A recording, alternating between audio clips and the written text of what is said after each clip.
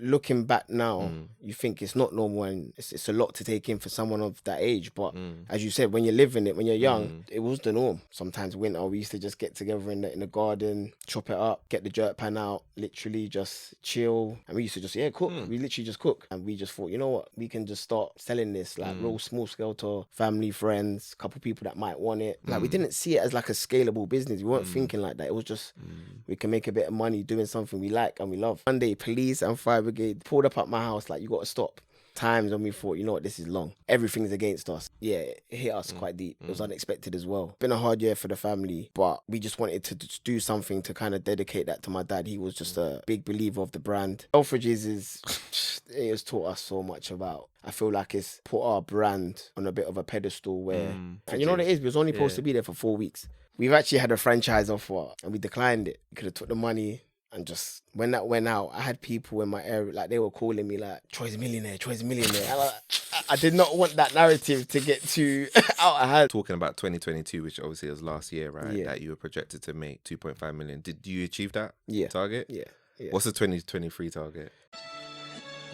You're not defined by where you come from. Yeah. And I think that's a big message that I always want to tell people. Like you have to be able to be uncomfortable. Yeah. Like be comfortable with being uncomfortable. When you grow up in ends, you don't realise it when you're confident, but you have an audacity to do things that ordinarily most people wouldn't be willing to do.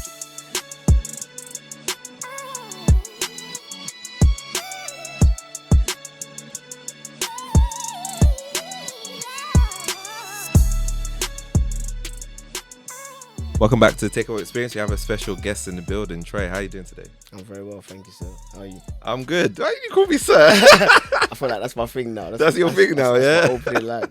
How you doing? You right? Yeah, I'm all good, man. It's been a long time since I've actually recorded a podcast, so it's good to be speaking to you today because you've been on my radar for a while and we've been trying to do this for a long time. You said that you're going to tell me the story as to why. I think it was supposed to be originally last year, October. Yeah. Around that, October, November. Yeah. But before we get into that, who is Troy?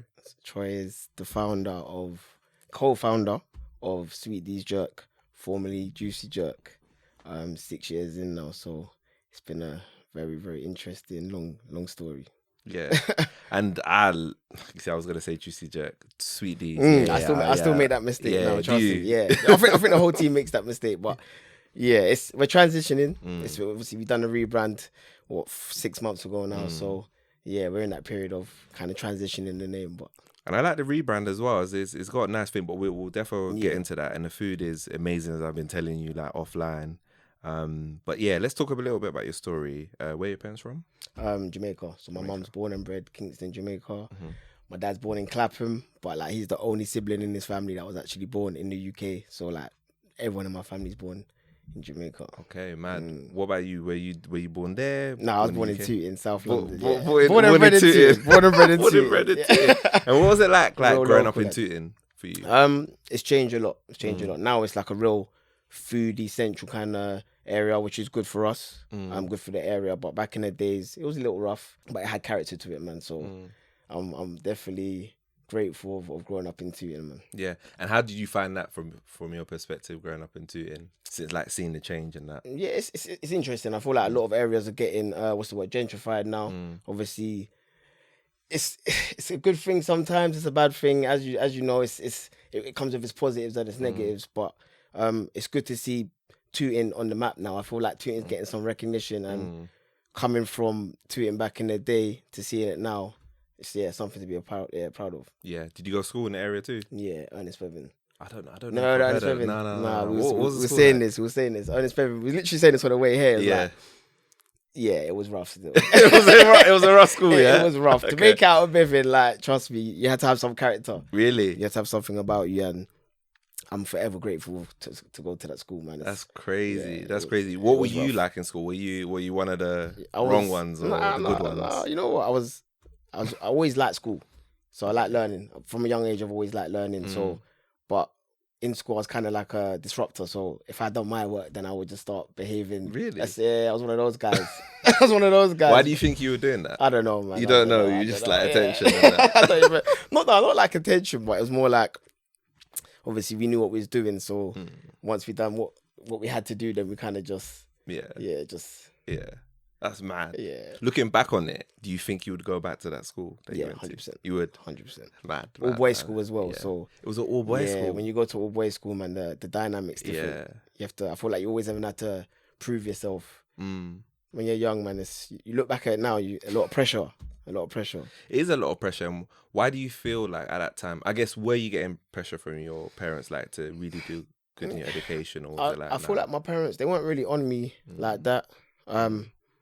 I've come not luckily. I shouldn't say luckily. I'm grateful because I've come from a household of both my mum and my dad.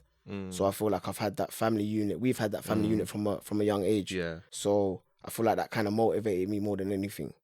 But yeah, they were hard on me, but not too hard to the point where they kind of like scared me away. Yeah. I hear it. It's crazy because I feel like from my perspective, my parents were on me. On you, they were. Yeah. Okay. They originally wanted me to be a doctor. I was like, nah, Okay. I'm gonna do Okay, law, and then I didn't yeah. end up doing law either as well. My school was kind of rough. Yeah. When I look back, it was the best in Southwark, Yeah, but the best in Southwark is still a bit ropey sometimes. yeah. When I think about it, like I mean, in year 7, what were we like? Okay, there was a guy in year 8 that got. Let me just say, he got attacked. Yeah, he got attacked. And when you think about it, that's a 12-year-old. Yeah, And, yeah. But back then you're thinking, oh yeah, that's normal. like Yeah, it's true. kind of normal, it's Yeah, normalized. But when you think about a 12-year-old getting Yeah, it's attacked, crazy. It's crazy. We had a lot of people from our school Yeah. like murdered. is it? Yeah, like a lot. That's crazy. Yeah. It's crazy like how you normalize a lot of them kind of stuff and you kind of just shrug it off and Yeah. like, okay, Yeah, it's just literally move just a on. part of Move growing on up. to the It's next not normal, day. but Yeah, I guess it was our yeah. normal. How did you find that, like that kind of that's environment? what I feel like looking back now, you think it's not normal and it's a lot to take in for someone of that age. But as you said, when you're living it, when you're young, yeah, it didn't seem like it was the norm. Yeah. That's mad. But I guess it shapes a lot of us for who we are today. So Yeah. I wouldn't change anything about my past. Definitely. Yeah. So, at what point did you end up going to university or anything like that? Yeah, so I went college, Richmond College. Then I went to. You went to a good college for, Yeah, for but- apparently the yeah, rough but- school that you went But to. it's one of those. I was gonna say bait colleges, like everyone. It is bait, What, yeah. Richmond, like, that's like the cool college to go to. So I feel like it wasn't even based on like anything to do with the goodness of the college. But I went to Richmond College. Then I went to Brunel, dropped out because I was doing a course that just wasn't me. What was the course? I was doing journalism. Okay. Yeah. Can you picture yourself being a journalist? No. So I can't Getting picture stories you from doing all my family. Yeah, but nah. no. I was doing journalism for I think just under 2 years. it. It was a good uni. Brunel was a really good uni. I was living up there. That taught me a lot of independence. But yeah, I just realized that journalism wasn't for me. I've never really been motivated by money, but when I found out like the average wages of a journalist and what they have to do to get there, I said, nah. It's not for you, Nah, right? it's not Yeah. for me. Ended up going to Kingston University like a year later. In that year, I was just like working lots of different jobs. I Yeah. was working for Waitrose for like 6 years. But went to Kingston Uni, studied media, communications and politics. Okay. Yeah, so I graduated, I don't even know the year now, but graduated from Kingston. Wow. And then Okay, so that how was did you the get start. from there to to where I am now? to like cooking? Yeah, Like, so- like where did that come from? Like the whole aspect of the cooking. I was working. I remember I was working for a company called Haymarket, and I just wasn't happy. Like it was like a graduate job kind of thing, and I was just thinking like, is this what like I studied for? This is what life yeah, is like. You picture yourself in Yeah. 10 years and you're like, is this something what my wasn't life's gonna agreeing be with me. like? And Yeah. seriously, truthfully, like I think I was one of the only black males in that office, and subconsciously, it does a lot. You think it's normal you being like the minority, and yeah, it was a lot for me at the time, especially. So I was only there for about 6 months, and I ended up leaving. Again, I was working Waitrose part time, doing delivery driving, just doing anything to make ends meet. And then like it wasn't really a light bulb moment at the time. It was myself, my brother, a couple of our friends. Every summer, sometimes winter, we used to just get together in the garden, chop it up, get the jerk pan out, literally just chill, music, vibes. And we used to just cook. We literally just cook. And that was it. Yeah, literally we used to just cook. Mad, and mad. then one summer we kind of just thought, you know what, like, especially in Tooting, look, Brixton has like, we're saying like Southeast, Southwest, I feel don't have a big good Caribbean food. Really? Yeah, I wouldn't say so. Sorry if I'm offending anyone, but People are gonna come for you. Yeah. Even till today, I don't think Southwest is quite there. Okay. In terms of Caribbean food offerings, Aside from Brixton, yeah. There's there's a lot in Brixton. It's got got the true flavors, all of that. But Tooting especially, there was nothing, and we just thought, you know what, we can just start selling this like real small scale to family, friends, couple people that might want it, and that was how one summer we just started put it on Snapchat, started selling it like that. Okay, and that started in like I read that it started in your mum's kitchen. Yeah, like 2017. Yeah, right? yeah, literally my house. Yeah, mad. Yeah, What was your mum saying? Was she happy about that? Like, you taking out? I remember my mum used to get on to me because obviously I left my job and I was like working. Let's just call it not like it wasn't a graduate job. And then when I told her I'm doing this, she was like, "When are you gonna get a real job?" And like I was like, I don't know, but. Trust me, the vision's there, innit? But at first, it wasn't a means. Like, if I could say 6 years later, we would be here sitting like this, I could never picture that because it was just so small scale where we were just offering food to the local community at a cheap price. It wasn't, nothing that deep. Mad. So what was it at that point? Was it like, okay, people come to your house? Yeah. Or you're delivering to like people in a car? Both, literally. You're doing both? Not with car, bike, walking, like literally depending where that person was trying to get that food. I remember we used to deliver to like, my friend used to work in Halford, so he used to like get lunches for all his friends. So I would ride literally my bike because it was around the corner to Halford's, give him the food, get the money, come back. Jarrell's on the jerk pan. Jarrell, we got another order. I need 5 jerk meals ready for when I come back. We were literally running it like that. It was crazy. People will come collect. And I think it got to a point my mum was thinking like, what are you guys doing there? Because people are like parking their cars outside my house. We used to only do Wednesdays. I think we started doing it Wednesdays and Fridays. So every Wednesday and Friday, we knew like it would get a bit of traction now. It's getting a bit busy. Okay. That's mad. I read as well that you started with £500. Yeah, literally. I know that seems cheap. like a Do you think it was cheap for you at the time? No, because it wasn't like we didn't see it as like a scalable business. We weren't thinking like that. It was just we can make a bit of money doing something we like and we love. Okay. So you saw it as a side hustle? Yeah, kind of side hustle was all working still. I remember we bought a couple fryers. We had the jerk pan already. I remember we bought a phone. Yeah, and we was literally using Snapchat. I remember making a menu on notes.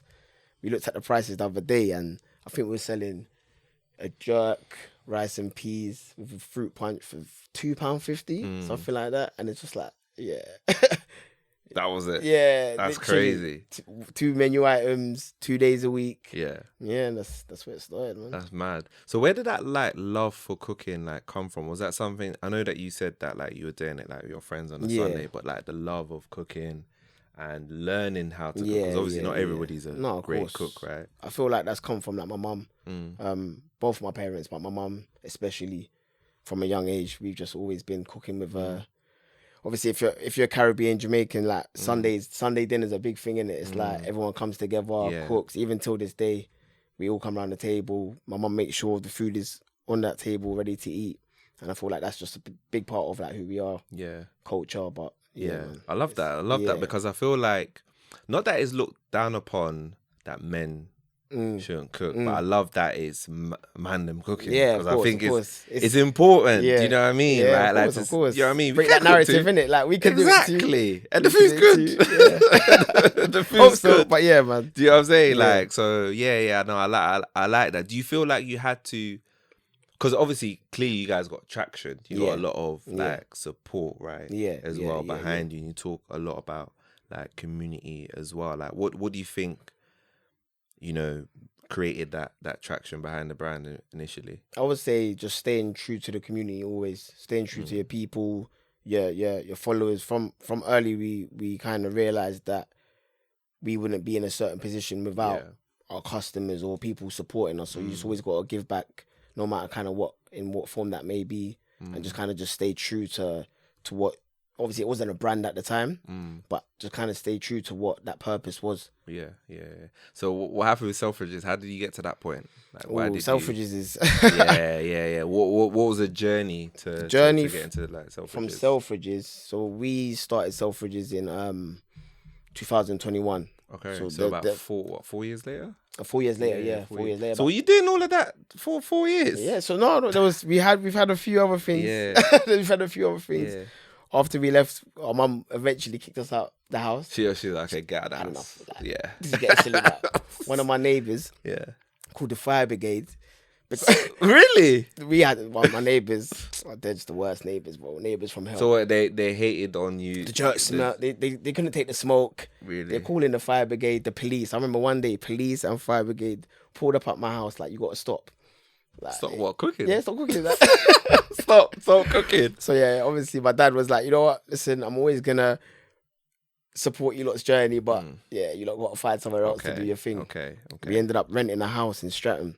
Then we started doing the same thing there. It was a big house with a big garden, and the sole purpose was to grow the business in that house. We was there for a year. We ended up getting kicked out of there as well because we were running a commercial business from a residential home. Okay. So the landlord was like, nope, like you gotta go. Wow. At that point, that's when we realized, like, yeah, we gotta get serious about this now. So that's when we found ourselves like a commercial kitchen. It was a shared kitchen, so it was my friend's kitchen. So she owns a kitchen in Garrett Lane, which is like Wandsworth. That's the first time we was like on delivery apps. So like that's what we was like on Uber Eats, Deliveroo. Yeah. And that kind of saw us hit like a new market now. So kind of elevated us where before we was kind of serving friends, family, people who'd ring our phone. Now we're proper packaging meals, sending it out. And I feel like that was like the first milestone of the business. Probably about a year and a half later. Mad. How did you feel like when you were doing that? Was that stressful at that time? Because obviously you're having to like deliver whenever. Yeah. What were you doing the same like Wednesday, Saturday? No, that's when we started. I think we started doing more days like Wednesday to Saturday. Okay. Yeah, so we started picking up more days. Yeah. Them times there was just myself and Jarrell. We used to rope my little sister, and I remember this. She was in school at the time. When she used to finish school, Shola, listen, we need you in the kitchen. Like, come home. Like, forget having fun with your friends. Like, so yeah, we used to like really pull in like family, friends, and yeah, to this day, man, I'm grateful because we wouldn't be here without them. That's mad. But yeah, that was definitely a milestone hitting the commercial kitchen side of things. I think a few months later, we started going into pop-ups and events. Okay. Because we started thinking early on, we realized that private catering was like it was good for the business and for the cash flow. I'm saying cash flow at the time. I didn't know the word cash flow. Is. Yeah. But now looking back at it, for cash flow. Okay. We had like private events from like small companies, and then we kind of just focused on that because that was like, we're cooking for 50 people and we know exactly what we need to make. Here's your quote. Yeah. That's sick, man. So that was like the first kind of light bulb moment. Yeah.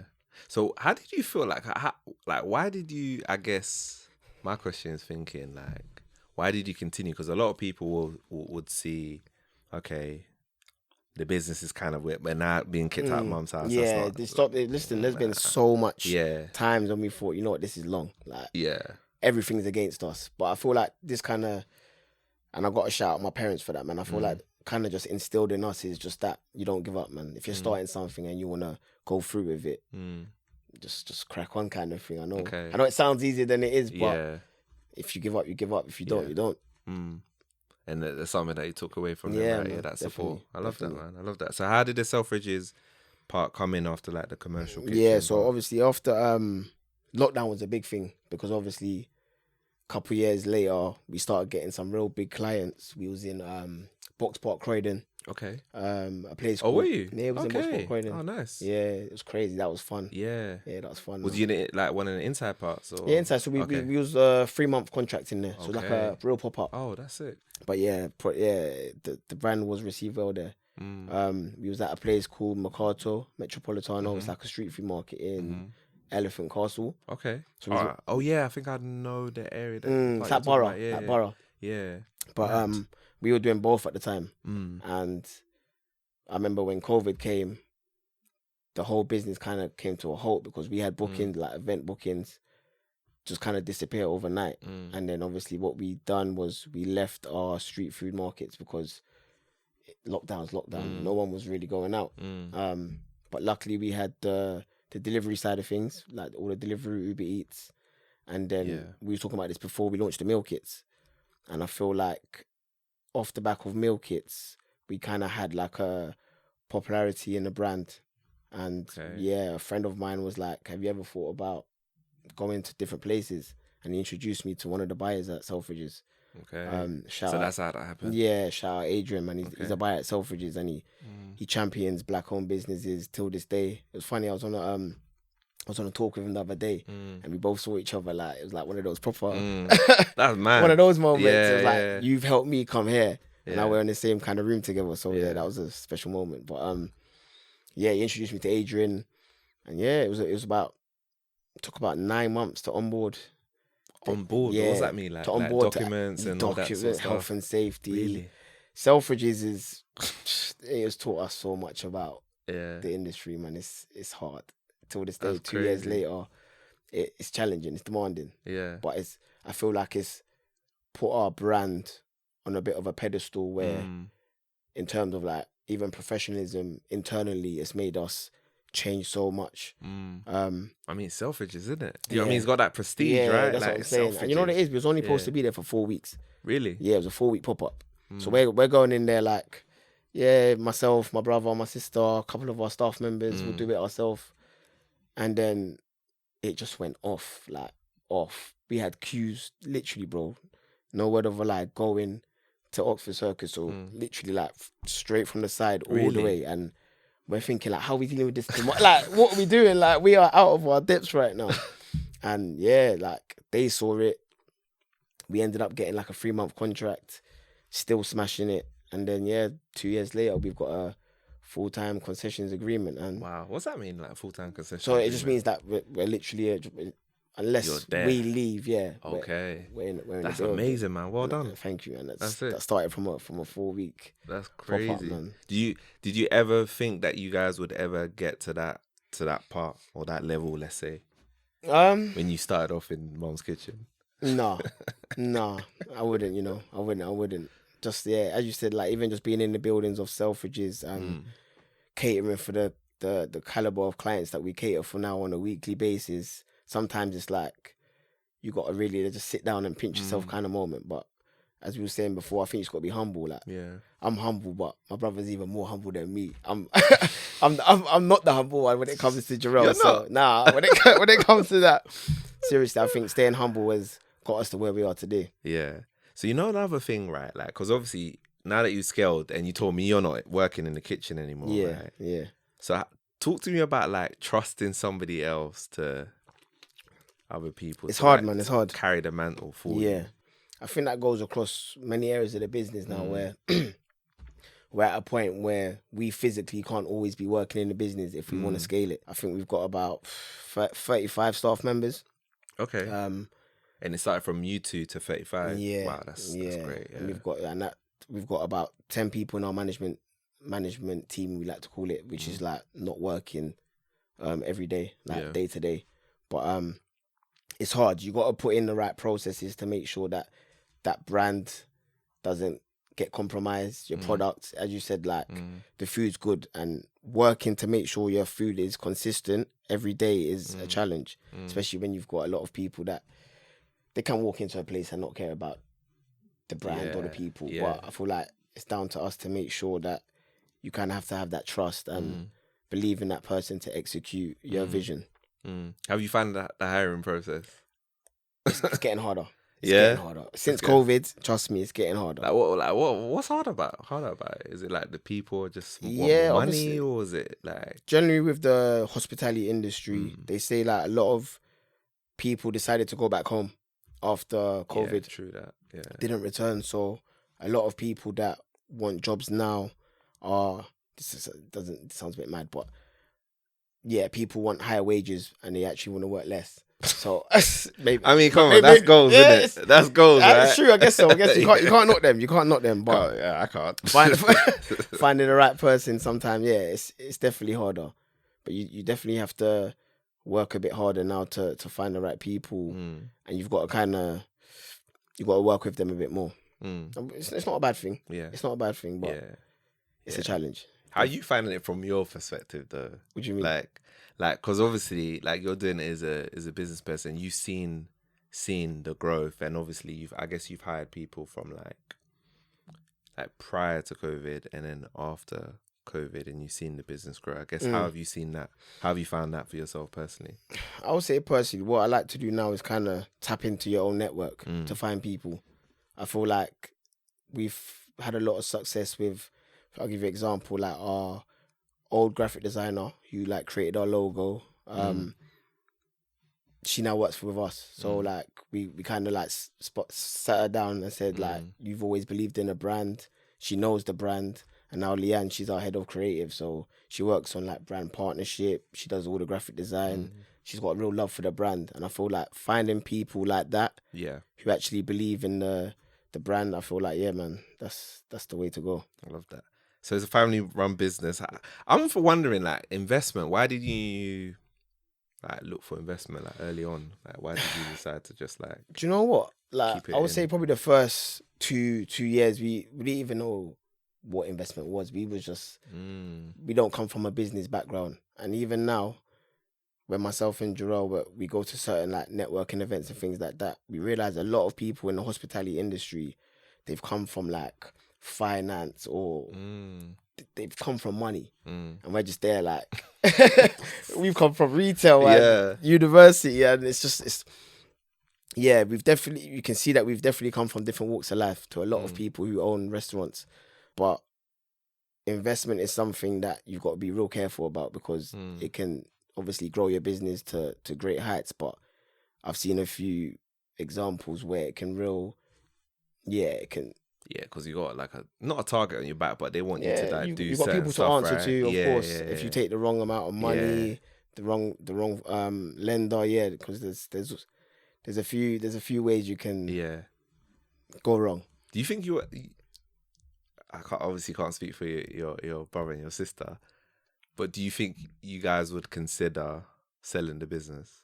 You know the reason why I asked you that is because like I'm seeing a lot of narrative right now where black people are not liking black people selling their business. I don't think there's anything wrong with it. I'm on the fence. Okay, let me be real. I'm on the fence. But do you know what I mean? I feel like, what business is it recently that happened with? My wife told me. Grassfields, is that called? If that's what it's called. It was like a, Jennifer, you might know it.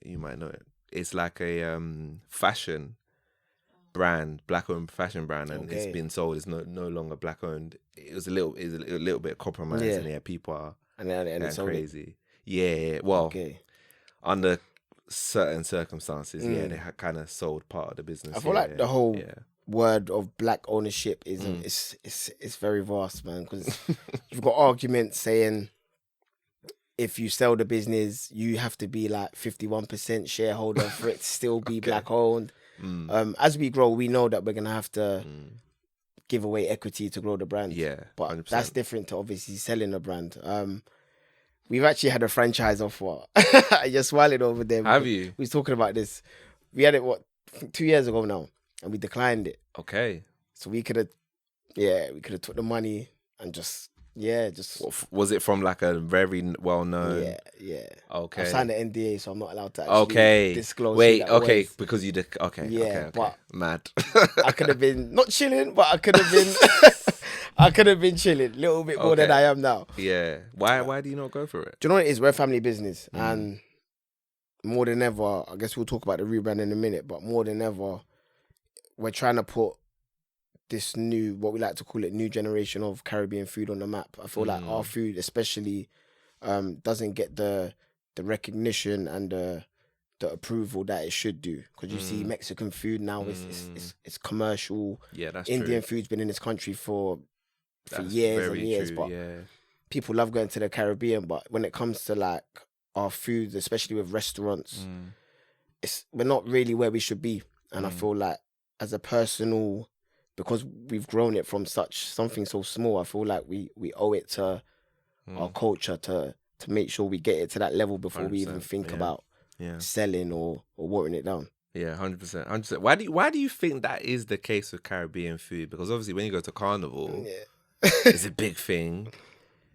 Do you know what it is? I feel like we've got a lot of takeaways. You know, when sometimes you go to the takeaway, you're getting told they ain't got that. It's closing all types of time. You don't know. 1 minute it's closing at 12. But I feel like, the inconsistencies. I feel like, Caribbean food. And I feel like there's a lot of brands now and a lot of businesses that are showing Caribbean food in a new light. There's so many of us, and we're working together. Like, I'm in like a group chat with a lot of Caribbean food vendors, and we're working together. Like, if we can't do a catering job, then I'll recommend it to someone else. So I feel like that unity is something that we need. Yeah, that's important. Across all sorts of black businesses, but especially with the hospitality industry, because it's hard. It's hard, man. Okay, so what's the secret sauce of the food? Why does it taste so good? That's my mum onto us always. You know what it is?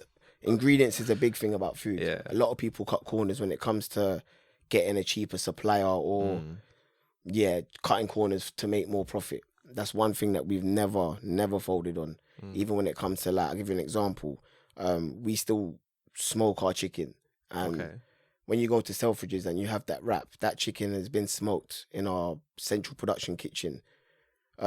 We could cut that out and just cook the chicken in Selfridges in the oven, and we could save literally thousands of pounds. Yeah, a lot of money. But that wouldn't be authentic jerk chicken. So that's why we've made sure that we're still smoking that chicken and we're swallowing that cost of transporting it to Selfridges, then regenning the chicken, and then making sure that when you're eating it, you're still getting that proper authentic jerk taste. Yeah. So the customer experience is more important, right, man, than the profit margin and that. Because when we go out to eat, we like to enjoy the experience. So we have to give that as well, man. Yeah. And that's the thing, because, like, the way I see it, right, is, like I said, my wife brought the food bare times, right? And to me, I'm like, rah, this food is great. And then you remember it, and okay, cool. Yeah. Whenever you're working around there, so that's the place, please. Yeah, no, literally, that's what it is. She's saying, okay, cool. Get me the wrap, get me the bowl, and that's it. Do you know what I'm saying? Like, course, you remember that, because at the end of the day, I feel like people buy into customer experiences, of course, the story, the brand, right? Yeah, man. Exactly. It's not just, trying to cut costs. And I feel like these days when you do, it's like, it's a bit meh, like, and people can clock on quick these days, man. Exactly. People are not idiots anymore. They clock. They're So what happened with the name change? Why did you decide to change from Juici Jerk to Sweet Dees? I'm sure a lot of people know about that. Yeah, of course. Yeah. Obviously we've been Juici Jerk. We was Juici Jerk for 5 years. So unfortunately last year my father passed away. It was August. So that's why the last year has been a bit turbulent, especially if we're a family business. Myself, my brother, my sister, my mum helps out. My auntie actually heads Selfridges now. But it hit us quite deep. It was unexpected as well. So it's been a hard year for the family. But we just wanted to do something to kind of dedicate that to my dad. He was just a big believer of the brand. Yeah. I remember back in the day, like, he used to help us out with deliveries. So he used to, he used to help us out with deliveries. Like, we could, like, Dad, I need you to take this to Brixton or wherever. And he used to always do it. And he was still working his full-time job, but he just made sure he was helping out his kids in it. So as a dedication to him, we thought, what better than changing the name and just kind of naming it after him. And the name Sweet Dees his name was Derek, and the story's quite funny. Like, I remember on his 9 night, I was talking to one of his best friends, and they were like, back in his heyday when he was like active on the roads, not on the roads, but when he was in his heyday, they used to call him Sweet Dee. Okay. And that was the first time I've ever heard that, and for some reason that kind of just stuck with me. And then obviously I sat with my siblings, and we was like, it feels right. And transitioning from Juici Jerk to Sweet Dees Jerk, I know not everyone will get it, because Juici Jerk was lit. That's who we are. It's a nice name, of course. Sweet Dees a nice name, of course, too. But yeah. I feel like it's more of a transformation of our history. It's not like we're forgetting Juici Jerk. We are now Sweet Dees. We're a family business. Everything we do now is with family at heart, innit? So that's the vision now. Yeah. What are some of the key things that you think that you took from your dad? Because obviously you took that name, but I'm sure that a lot of that also meant translate into the brand. Yeah, as well for you. my dad was like he was a real people's person. Kindness man. I know, not just saying that, but yeah, he will always be for other people, always put other people in front of him. And I feel like as a business, it kind of boils down to the whole community thing again, where we're here to serve our community. We're doing it for Caribbean culture. We're doing it for Caribbean food. Yeah. And that comes before our personal wants and needs. So that's why we haven't sold the business for X amount of money. Yeah. And I feel like, yeah, man, now it's called Sweet Dees. Especially my siblings, they won't let me. It's not just me, but we're not selling out. Just even if we hear a good offer, or we're here for the. It's a long. You're journey. here for the long term, right? It's a long time, man. Yeah, because I know Here that for a there's long going to be a time. lot of temptation out there, right? there is. But like, it's good because like you're working with them. Yeah. It makes, if you were by yourself, it's a bit like, it's okay, true. maybe I will, but Yeah. like you got your Yeah, support true, from exactly. them, and then the rest of your family Yeah. as well, and your friends as well involved in the business. That's amazing. Are friends involved in the business as well? As a means of support, but yes, it's fully just self-funded family. family business at the moment. What's it like working with your siblings? I've never done a business. Actually, no, that's a lie.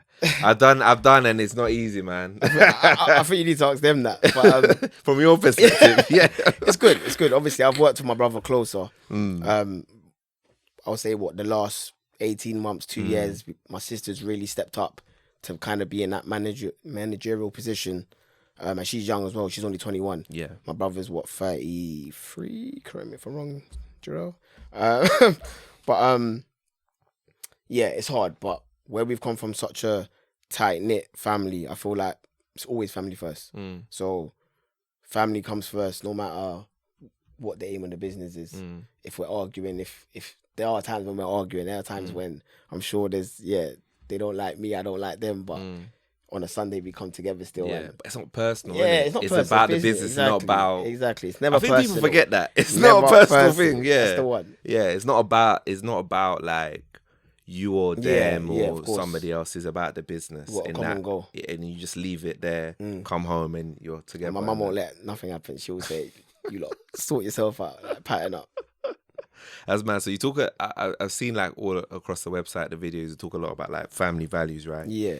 And you mentioned that as well, family first. Like, what other like family values do you have like with the business, and why is it so like important? Yeah, I feel like the whole family first kind of trickles down to a lot of what we do, and I feel like that even things like looking after our team and keeping that community feeling within as well. I feel like we're a family, and everyone that joins the team, we want to kind of like be an extension of our family. And I feel like once you do that, you kind of get everyone mobilized to just achieve great things.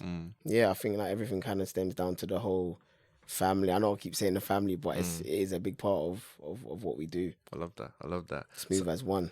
So I saw in the numbers game, right, that to help with the growth of the business as well, right? Like that's my guy. The numbers game. I got a funny story for the numbers. Okay, game. go on.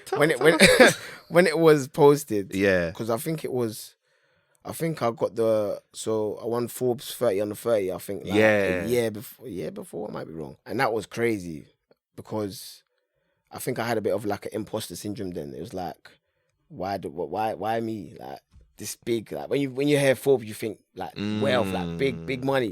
I thought, I ain't rich. I don't know why I don't know. Yet. Yeah, literally, I don't know why I'm in this magazine. But it was good. It was good. But the numbers game post, when he contacted me, we done that together. When that went out, I had people in my area, like they were calling me like, Troy's a millionaire. And I did not want that narrative to get too out of hand. Too mad, didn't it? Yeah, but his platform's amazing. I love that platform. Love his platform. But yeah, that I had to kind of had to like put it a bit down. I had to mitigate a few things on that one. Like, no, Troy, I ain't made it. Relax. But yeah, it's good, man. Anything for exposure is good. You know what? It's crazy, right? Because I was even concerned about talking to you about numbers, but I'm gonna talk about it. It's so funny. I feel like as a back person, right? Yeah. You always gotta be. No, I don't want to say worried, but you're always like, nah. Yeah. I want to like downplay it a little bit Yeah. because I don't want no problems, right? You don't want to be too loud. But at the end of the day, we gotta speak about Of these course, things celebrate because it. we want to normalize it. We want to Yeah. inspire people. Want to Yeah. get people there. Yeah. But I do hear what you're saying. Yeah. That's bad. That's funny. But yeah, like so on the numbers game, right? I was talking about like utilizing like social media, like influencers, right? But like a lot of people try to do that. A lot of businesses try to do that, but they don't do it so well. Yeah. So how did Sweet Dees Effectively kind of do that. I do feel it like well, from early we've always had that community aspect, and that's kind of translated in organic kind of engagement with influencers. Because when I find out like how much some of these brands pay for like influencer marketing, it's crazy. But a lot of like our influencers and engagement you see on socials, like we don't pay for that stuff. That's literally just genuine people and genuine influencers engaging with the brand.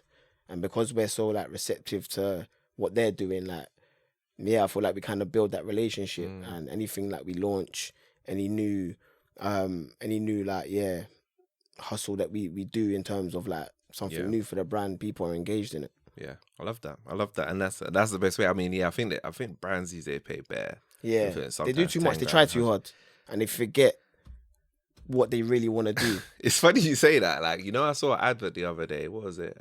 Samuel Jackson for Hovis. Samuel Jackson. Yeah, mad. Yeah, I mean, it worked. I remember it. Right? Right? True. I mean, Samuel Jackson did it. You know what I mean? It was strange, though. It was weird. It was very, very... Touch the bread. Yeah. Bread, Hovis, the bread brand. Yeah. I'm sure you'll see it soon. It's mad. It was random. I was like, this don't make even no like sense. the celebrity thing's crazy. Yeah. Because I remember you can say, I think we went viral. Obviously, I was saying before, I'm not on TikTok at all. Yeah. Like, it's too fast for me. But like my little sister showing me TikTok videos, hundreds of them just, we're going down to Juici Jerk at the time, Sweet Dees, and they're doing the crazy videos. It's getting like, some of them are getting 1 million views. And I'm just like mind That blown. is Like, it, it's man. crazy. That's a marketing. It's Do you know what I'm crazy, saying? yeah. Because a lot of that stuff, what a lot of people get their recommendations from is from, do you know what I mean? Yeah. It's from TikTok these days, right? like Because you can see the food is Exactly, done in a certain way, right? And a lot of people want to, get that experience as well. Like, you got to get Shout out yourself on TikTok, TikTok. man. Yeah. Shout out TikTok. Shout out. You might do a campaign with them. Yeah. Never know.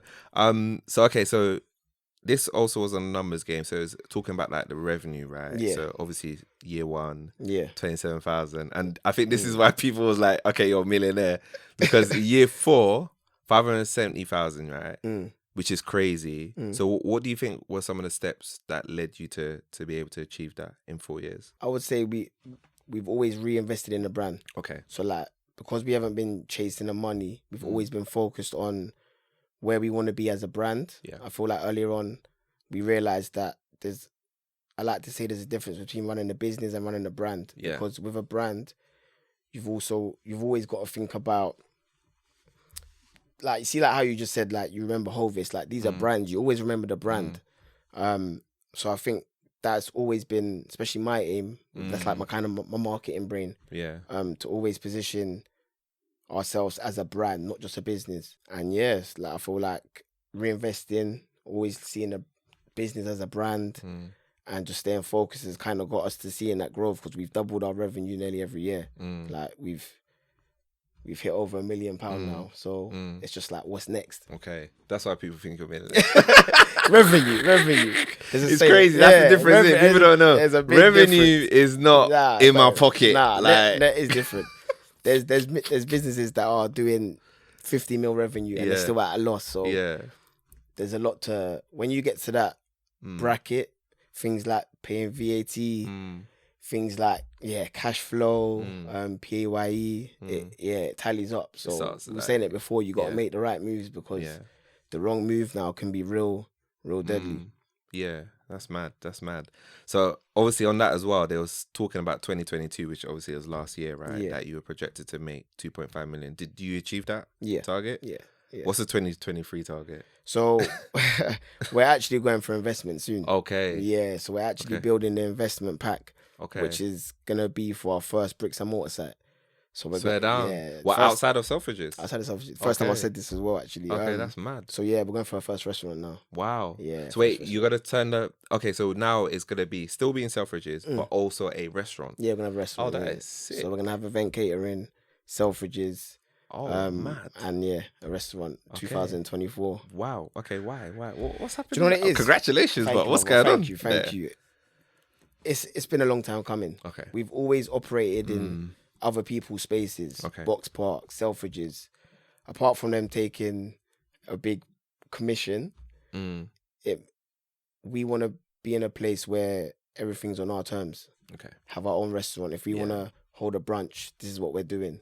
If we want to, I don't know, launch a new menu item, we don't have to get everything approved. I feel like we've come at a point in our history now where ownership is important. And I feel like these operating in places like Selfridges, dealing with all our corporate clients, it's amazing for the brand as well. But in terms of ownership and making decisions for ourselves, I feel like a restaurant is needed. Yeah. And our community, our customers have been saying it for years now. They don't Like, my sister is Selfridges. My sister's the biggest advocate of our restaurant. It's obviously, she was working Selfridges like front line when it was crazy, like last year busy. And people have just been screaming like, when are you guys getting a restaurant? And at first we was a bit cautious, like, because a lot of people are moving away from sit down restaurants now because the numbers are not always making sense. It's a bigger risk. But yeah, we're definitely at a time now where it's time to take things in our own hand and open up our flagship store. Yeah, I mean, look, people are gonna always eat out. That's the way I see it, right? Exactly. Like, if the food is good, the food is good. Do you know what I mean? People will turn up. Yeah, and we're gonna pull out all the stops with this one, man. Yeah, we're that's gonna crazy. create a real experience.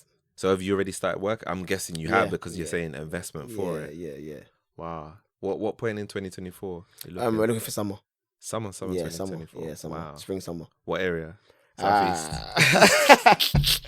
What do you say, Deptford? What's the area that I don't know? So this, No, you see Deptford. No. What was I saying? Woolwich. You don't know Woolwich. Nah, I don't know Woolwich. Woolwich is all right though. Woolwich is all right. I mean, it's on the Elizabeth line. Near Arsenal. That's Woolwich Arsenal, but Oh, not that that's- Arsenal. You see, look at this. You see, So there's Woolwich Arsenal, but not that. Yeah, But you know what? Actually, you know what? You're not completely wrong because that's actually how I think that's how Arsenal got founded. It used to be in Woolwich, Yeah, and then it yeah. went out to North. So I bailed you out. I Something bailed you there, out. I allowed you. something Yeah. But again, this is a funny discussion that we've been having probably for the last year about where our first site should be. And I think for a sit-down restaurant, the location is the most important thing. Yeah. And where we've kind of found our nice little niche in central London, Selfridges, I was always an advocate of, listen, we need to go central. But more recently, like the team kind of voted against me. So I was in the, what's the word, when you kind of lose the vote. So yeah, we're going to be in South London. Okay. Yeah. I think that Southwest, makes sense. Southwest, go back home. We're coming back home. I think that makes sense, man. Yeah. Central's nice, but I don't think it is what it used to be. Yeah, it's true. That's true. Especially the high street. It's changing I don't think completely. it's the same. Like, I think people nowadays Staying closer to their neighborhoods, innit? neighborhoods, Yeah. trendy. Yeah, Not that yeah, people yeah. don't want to dress up. I think Yeah. people do, but more for special occasions Yeah. rather than all the time. It's true. It's true. Do you know what I mean? And where we've got Yeah. Selfridges in Central, I feel like it makes sense to Yeah, you come don't back to wanna clash South. with it, right? Southwest though. Southwest. Yeah. Southwest, not pretty- Southeast. not I mean, you don't know Southeast, so like, yeah, I don't blame you. Yeah, definitely Southwest. But yeah, But you probably will come to Southeast because I mean, you'll be missing a innit? trick. You know what I mean? We got Peckham, we got Woolwich, we got couple areas. Abbey Wood. Just Abbey Wood. saying That's it. the area that's what I meant. That's what I've heard. Oh, Abbey okay. Wood. So you know I've Abbey heard- Wood. I've heard of Okay, Abbey Wood. Okay, Yeah, I've cool, heard of it. cool. Heard of it. But yeah, next year, man, restaurants coming. It's coming. I love that, man. I love that. I'm looking forward to like seeing how that goes about. So I was wondering, so for you and your siblings, what do you think are some of like the principles and habits that you've developed that's like helped you guys like become successful with the business? what I was saying before about, I know it's probably like quite cliche, but like never giving up. It's easy to give up. But I feel like you just kind of got to stay motivated.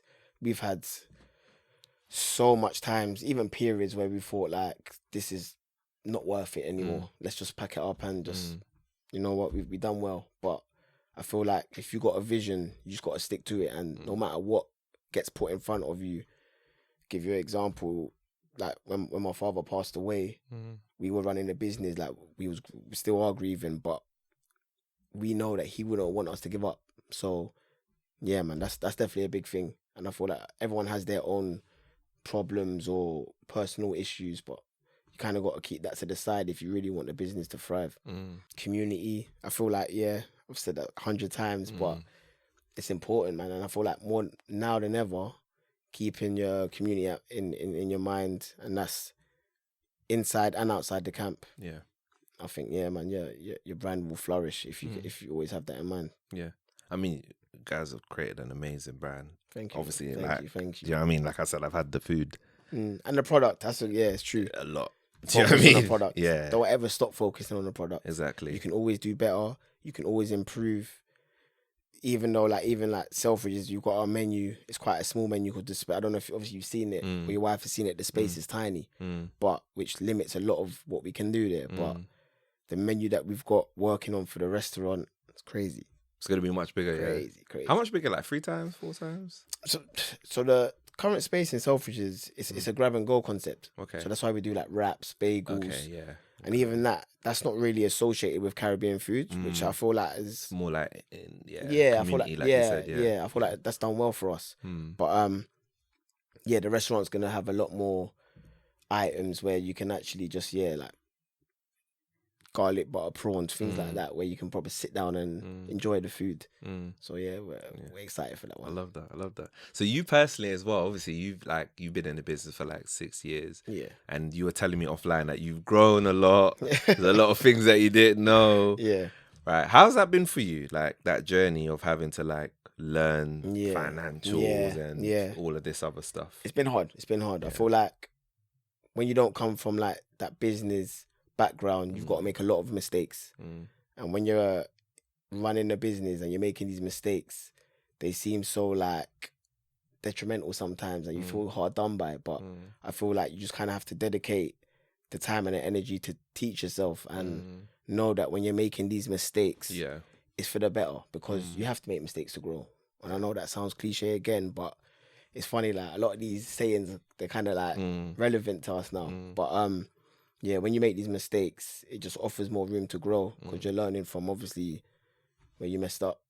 And at this stage, you still make mistakes. But you just got to crack on, man. You just got to move forward. Did you ever think that you would be an entrepreneur when you were younger? Was that like any of your goals, or is it just because it seems like it's just happened? Yeah. Yes and no. I feel like I've always had that mind, 1 + 1 = 2. You kind of got to have that formula for a lot of things. It's not hard. I think a lot of people are entrepreneurs without even thinking it. Across a lot of things they do, illegal and illegal. I don't know if there's a lot of illegal entrepreneurs. But listen, even like there's a math to it. There's always a math to everything. And I feel like it's just applying yourself to that right industry or goal. That's amazing, man. So in terms of impact, what's the impact you want to leave on this world when your time's done?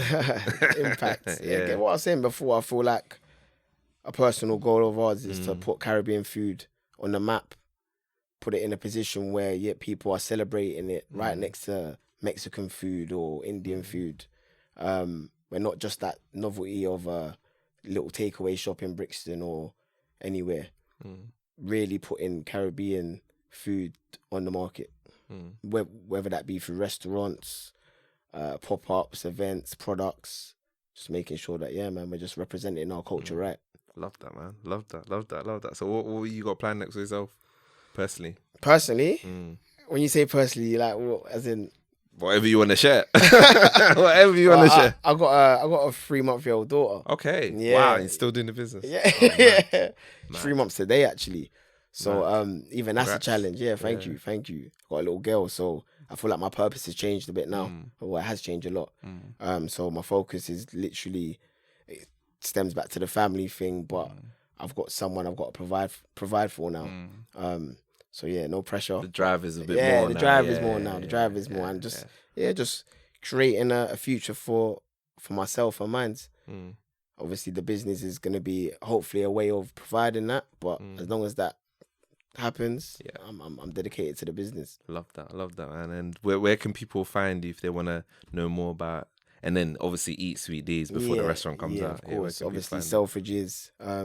Event catering is something that we do no matter the size of the event. We do all sorts, private, corporate, festivals, all sorts of catering. So just hit us up through the website, anything like that. And then one of the team members will be sure to help you out. Yeah, love that, man. Like I said, I've said it bare time. You know, I love the food. The food's great. I'm sure if you haven't tasted it, like, it's amazing. And as well, what I love about your journey is the fact that, you know what I like? I like when people go ahead and do stuff, but they don't actually say, okay, this is the end goal. And I feel like sometimes when you're, let's say, not naive, but you don't have some end goal in mind sometimes, you just keep on going. You don't get deflated by it. You get what I mean? Yeah. You know, this is your purpose, but it's not like you said, okay, I want to be in Selfridges. It's not a thing. This is the impact that we want to make. You guys focus on impact. This is what we're going to do. Yeah, for real. It just brought these other things. Whereas a lot of people will say, actually, you know what? I want to make $1 million. I want to do this. And if they don't do that in the first few years, then they're deflated, like, I mean, deflated. But that's not what it was for you and your siblings. So. Yeah, no, that's amazing, man. Just keep it up. Definitely want to have another conversation when the restaurant's out as well. Do it in the restaurant in the back. That'll be sick. Yeah, that'll be sick. I'm actually looking forward to seeing what it's gonna be like. Man. It's gonna be good. Yeah, that's mad. Do you have any final words for the audience as well? Just if you're looking to start a business, just gotta go at it. If you're running a business and things are not going where you want to be, just persevere, man. Because at every level you're gonna get boundaries and obstacles, but you just gotta go through. And thank you to everyone that supported us, because without everyone that supported us, we wouldn't be where we are. And the next steps in our journey is definitely for you. Love that, man. Love that. Thank you so much, watchers and listeners, to tune in to this episode of Take Off a Sweet. See you next week.